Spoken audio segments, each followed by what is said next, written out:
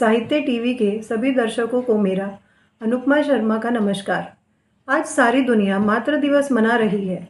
इस उपलक्ष्य में मैं भी अपने कुछ विचार आप सबसे साझा करना चाहती हूँ। माँ, दुनिया का सबसे खूबसूरत और अनमोल शब्द। माँ, दुनिया की सबसे खूबसूरत स्त्री। पुराने समय में ईश्वर को यह ख्याल आया कि वह अपने बच्चों की देखभाल के लिए हर जगह उपलब्ध नहीं हो सकते, तो उन्होंने माँ की रचना की। जब बालक दुनिया में आता है तो सबसे पहला शब्द वह बोलता है माँ। माँ की छाती से लगकर अमृत पान करता है। उसके लिए माँ का आंचल दुनिया की सबसे सुरक्षित जगह होती है। इसके लिए ईश्वर द्वारा स्त्री को एक विशेष गुण से नवाजा गया, जिसे ममता कहते हैं। ममता और मातृत्व स्त्री को संपूर्णता प्रदान करते हैं। यह ममत्व का गुण सभी जीव जंतुओं में समान रूप से पाया जाता है। चिड़िया का उदाहरण तो हम सभी जानते हैं, कैसे वह अपने छोटे छोटे बच्चों की चोंच में दाना डालती है, उन्हें उड़ना सिखाती है।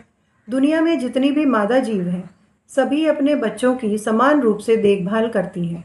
इसलिए पुराणों में माँ को देवताओं और पिता से भी उच्च स्थान प्राप्त है। माँ कभी इसकी या उसकी नहीं होती। माँ तो माँ होती है।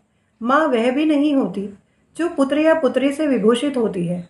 जिस स्त्री के अंदर मातृत्व का गुण पाया जाता है, वह माँ कहलाने के योग्य होती है। इसका उदाहरण मदर टेरेसा को देख सकते हैं। उनमें सेवा, करुणा और त्याग की भावना कूट कूट कर भरी थी, इसलिए उन्हें मदर नाम से संबोधित किया गया। उन्हें इसके लिए नोबेल शांति पुरस्कार और भारत का सर्वोच्च सम्मान भारत रत्न भी प्रदान किया गया। अरस्तु ने अपनी प्रसिद्ध पुस्तक निकोमैकियन एथिक्स में माता के अपने बच्चों के प्रति लगाव के विषय में वर्णन किया है। हम सभी ने अपने बचपन में एक कहानी अवश्य पढ़ी होगी, जिसमें एक पुत्र अपनी पत्नी के कहने से माँ का दिल निकाल लेता है और फेंकने जाते समय रास्ते में उसे ठोकर लगती है, तो माँ का दिल कराहा उठता है और बेटे से पूछता है, तुझे चोट तो नहीं लगी? इसी प्रकार साहित्य में माँ के ऊपर अनेकों विचार भरे पड़े हैं, लेकिन पिछले कुछ सालों में वृद्ध आश्रमों की संख्या बढ़ती दिखाई दे रही है।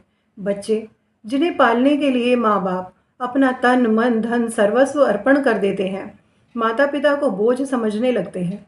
उन्हें अपने साथ रखने से कतराने लगे हैं।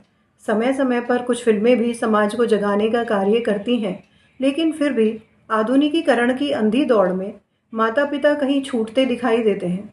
इसके लिए समाज में या कहीं सबसे पहले घर में संस्कारों को स्थान देना होगा, जिससे माँ और बच्चों के बीच वही पुराना रिश्ता कायम रह सके।